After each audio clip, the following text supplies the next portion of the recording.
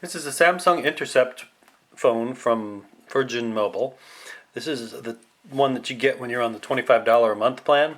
They have a couple of different phones now that run Android. This is the first one that they ever came out with that ran Android. And if you watched my other review, you saw that it was pretty bad in terms of performance. Here's a ruler so you can just get a sense for how big it is. It came from Virgin Mobile with Android operating system 2.1 version, and it was terrible. I mean, the touchscreen was terrible. Everything about it was just slow and kind of depressing that I spent $200 on it. But now that I've upgraded it to Android 2.2, it's amazing the difference. The touchscreen works properly. Everything's fairly quick. Things work the way they're supposed to. So, first of all, if you have one of these and it's running terrible, what you want to do is go to your settings and just take a look here.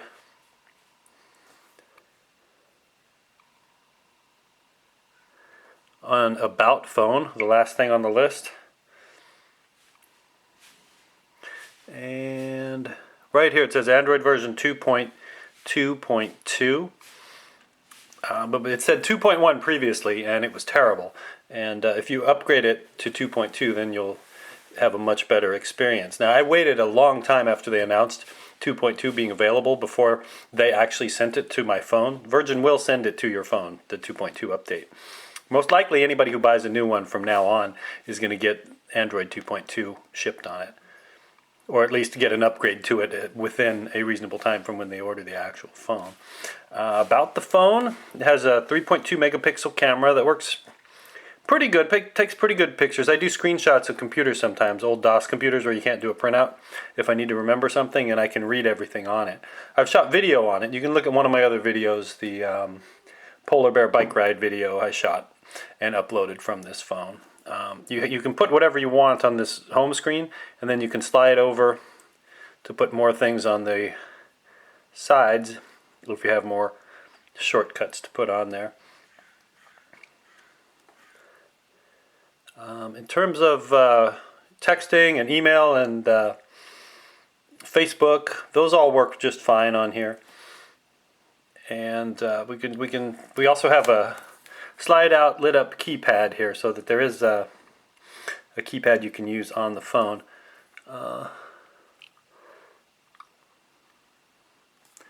Let's see. Let's take a look at, well, actually, I'll show you how the internet works. This thing has Wi-Fi built into it, and it also works on a 3G network. 3G is kind of slow, but it's all right. I am on, just got my cholesterol checked today, or got my blood drawn to have my cholesterol checked. So I was looking at this site, learning about cholesterol. And it's readable, but then when you put it back into normal size, actually, let me find a site that you probably use. This is kind of an oddball site that none of you will ever go to. But if we can go to Craigslist, Los Angeles Classifieds, there we go. So if we go to Craigslist instead of the cholesterol site, you can see even if I bring it up close to the screen, you can't read these little tiny letters. And part of that is because the screen resolution is not as good as you'd get on an iPhone. Like the new iPhone, you could read every one of those words, but this one just doesn't have enough pixels for you to read it. You can zoom in like that, and then you can see it. And if we were looking for a motorcycle, got no business looking for a motorcycle. I already have too many, but it doesn't hurt to look, right? That's how I bought my last motorcycle. So you can see you can search the internet easily. You can see it. You can make things smaller, make things bigger. And the touchscreen really does work pretty well. It's not as good as an iPhone, but it's quite good. Ooh, 65 BSA. Let's see about that.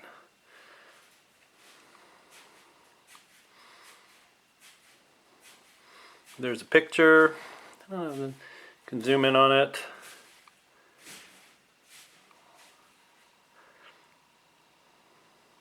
There's the guy's phone number if you want to call him before I do. And that's the internet on this phone. Very usable. It's quite good, actually. The whole experience of moving your thumbs and using the touchscreen was very frustrating with Android 2.1. And overall, now I'm happy with it. I was very frustrated with it before. I mostly made this video so that people who watch my other video will be able to see this video and see how much better it is with Android 2.1. And for 25 bucks a month, you know what? If I'm saving $800 a year over an iPhone, that's worth it to me. That's money I could be spending on more motorcycles or just about anything. So I hope this helped, and I do recommend this phone with the Android 2.1. I'm sorry, with the Android 2.2. I do recommend this phone with the Android 2.2 on it.